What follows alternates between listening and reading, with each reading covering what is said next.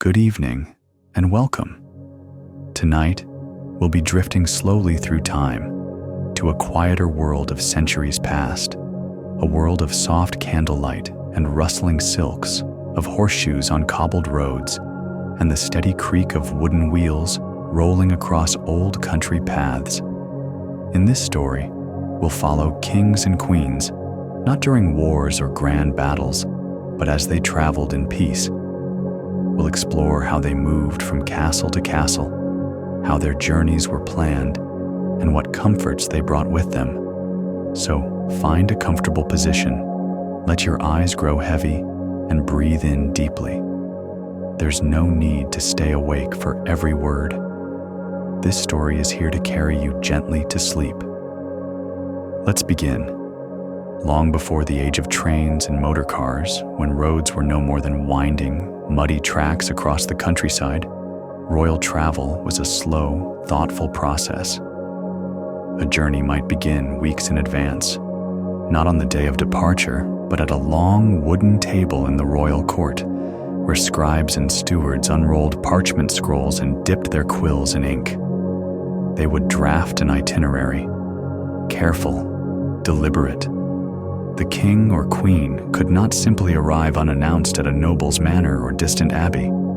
Hosts were warned well ahead of time. Provisions had to be gathered, fresh straw laid, bread baked, meats salted. And so, the journey took shape. Royal travel was never a solitary affair. A great train of people and animals accompanied the monarch: footmen, guards, cooks, musicians, noble guests, and pack animals bearing trunks of velvet gowns, silver cutlery, and heavy tapestries to be hung in temporary lodgings. Horses were readied, hooves shod with care. Carriages were polished and inspected. If the queen was to ride, cushions of down were sewn into the seats to ease the long hours. If roads were particularly rough, litters were prepared. Large enclosed seats carried on poles by strong servants, swaying gently as they moved. At last, the day would come. The royal party would rise before the sun and take a warm morning broth. A final check of belongings, and then, with little fanfare, the procession would begin. Out the castle gates, onto the roads that wound through forest and field. The pace was slow, often no more than 3 or 4 miles per hour. Along the way, peasants might pause from their work to watch the train go by, offering a nod or curtsy. The king or queen might wave gently from a window or lift a hand from horseback. To travel was to bring the entire court with you, in miniature. Tents of rich cloth were pitched in open fields like little silk palaces. Within, the monarch would rest on soft cushions, eat from silver platters, and listen to harp music by firelight. A small chapel might be set up nearby, where the priest offered a quiet mass at dawn. Everything needed to recreate royal life, even for just one night, was carried on the backs of carts. This was a world on wheels. Royal travel was never in a hurry. A fallen tree, a flooded road, or a sick horse might slow progress, and that was accepted. The journey was part of royal life, not just a means to an end. In some towns, bells would ring upon their arrival. Children would scatter flower petals. Bakers might offer warm loaves, and women present embroidered cloths. The monarchs would rest in guest halls prepared days in advance, beds dressed in fine linen, fires already lit. There was no rushing to leave. The stay could last hours or several days.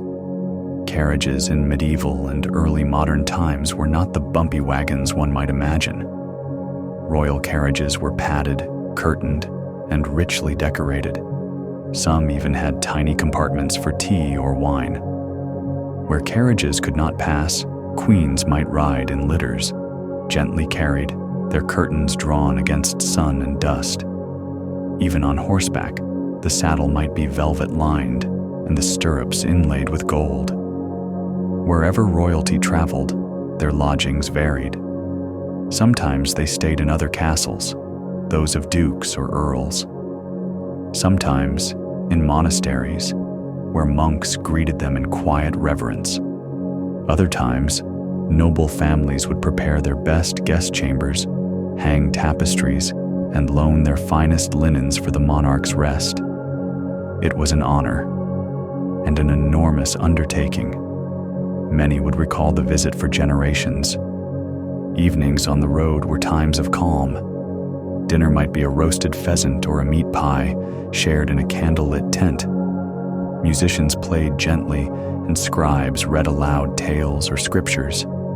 Sometimes the king and queen wrote letters home or simply listened to the wind outside. Guards kept quiet watch. The fires were stoked. And slowly, the traveling court drifted into slumber. And so, the journey continued, not in haste, but in peaceful rhythm, from castle to village, from forest road to city gate. Each step of the way planned with care, each stop prepared with thought. Travel for kings and queens was not only